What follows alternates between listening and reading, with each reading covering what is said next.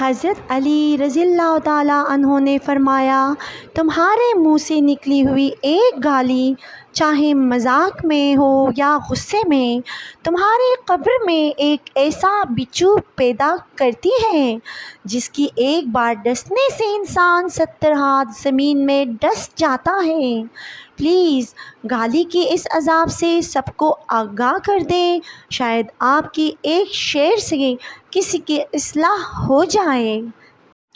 مولا علی رضی اللہ تعالیٰ عنہ نے فرمایا، لوگوں کے اخلاق کے مطابق ان سے میل جول رکھو اور اعمال میں ان سے علیحدہ رہو۔ جب عقل مند بوڑھا ہوتا ہے تو اس کی عقل جوان ہو جاتی ہے، اور جب جاہل بوڑھا ہوتا ہے تو اس کی جہالت جوان ہو جاتی ہے۔ امام علی رضی اللہ تعالیٰ عنہ۔